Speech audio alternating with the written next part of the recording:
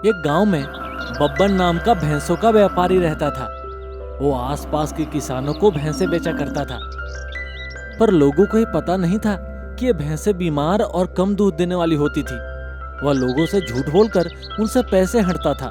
एक किसान आदमी उसके पास आया और बोला, अरे भैया, जरा कम दाम वाली और ज्यादा दूध देने वाली भैंस तो दिखाओ। क्यों नहीं भाई साहब, ये देखो बढ़िया भैंस, रोज 30 लीटर दूध देती है। बब्बन बोला। ऐसी झूठी बातें कर बब्बन अमीर हो गया था। यही उसका धंधा बन गया था। एक दिन की बात है, उस गांव में एक ठगने वाला आदमी आया। उसका नाम रतन सिंह था। वह भी शहर के लोगों को झूठ बोलकर उनसे पैसे हटता था। उसे पता चला कि इस गांव में बब्बन ने बहुत सारे पैसे कमाए हैं और कम दिनों में ही अमीर बन गया है। रतन सिंह ने बब्बन को फंसाने का प्लान बनाया। उसने एक भैंस चोरी से बब्बन के घर के सामने छोड़ दी। उसे देख बब्बन बोला, अरे ये भैंस किसकी है? चलो बाहर, यहाँ चारा खाना मना है, चलो निकलो बाहर। ऐसे कहते उसने भैंस को बाहर जाने को कहा और उसकी नजर भैंस के दांतों पर गिरी। उसके दांत सोने की तरह चमक रहे थे। ये देख बब्बन हैरान रह गया। तभी वहां रतन सिंह एक बड़ी कार से वहां आया और बोला, ए, डोंट टच माई भैंस। बब्बन इस पर बोला, ये भैंस तुम्हारी है? इसके लिए तुम इस महंगी गाड़ी में आए हो? जी हाँ, इस भैंस ने ही तो मुझे एक कार खरीद कर दी है। रतन सिंह बोला। क्या बोल रहे हो? बब्बन ने पूछा। अरे ये जादुई भैंस है। ये भैंस हमारे यहाँ पुरखों से है। मेरे दादाजी के मामा जी के आंटी के मौसी के पास से हमें ये भैंस मिली है। अच्छा, इसकी खासियत क्या है? बब्बन ने पूछा। इतने में उसे भैंस ने गोबर डाला और रतन सिंह ने उस गोबर में तुरंत चुपके से कुछ चमकीले पत्थर डाल दिए। इतने में बब्बन बोला, ये क्या? गोबर में कुछ चमक रहा है। वो हीरे हैं, कोहिनूर डायमंड से भी महंगे हैं, पर दिन में एक ही बार गोबर देती है। पर हर रोज 4-5 हीरे गिरते हैं। अगर तुरंत उन हीरों को गोबर से नहीं निकाला तो वो गोबर में पिघल जाते हैं। रतन सिंह बोला, आप बहुत ही नसीबवान हैं भाई, जो ये भैंस आपको मिली। तभी एक व्यक्ति सौदागर वहां आता है।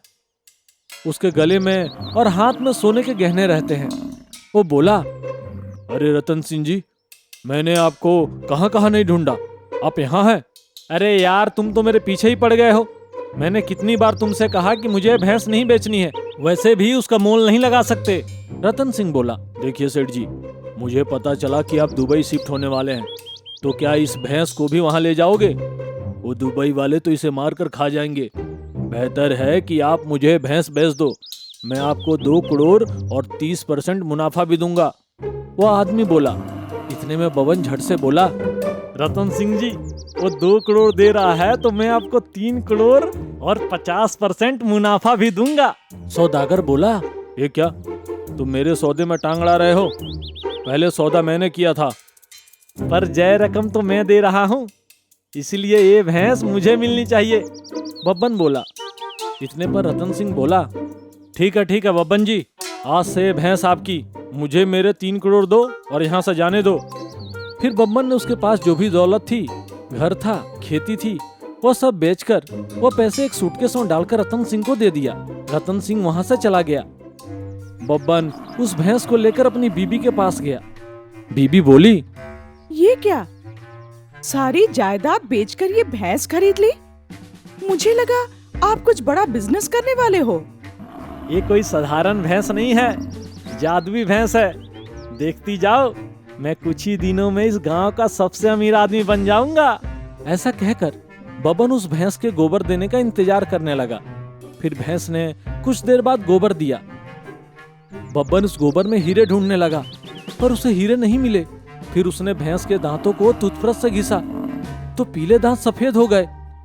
बब्बन समझ गया कि वो ठगा गया है और वो बेहोश होकर जमीन पर गिर पड़ा। तो दोस्तों, कैसी लगी ये कहानी? कमेंट बॉक्स में जरूर लिखें।